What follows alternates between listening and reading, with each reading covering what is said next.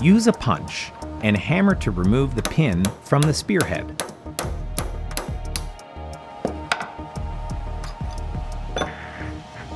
Remove the detent and detent spring from the spearhead and install it in the survey tool adapter. Attach the survey tool adapter using the same size roll pin as the spearhead. Ensure the survey tool adapter pivots properly. Extension rods may be required when using a survey tool.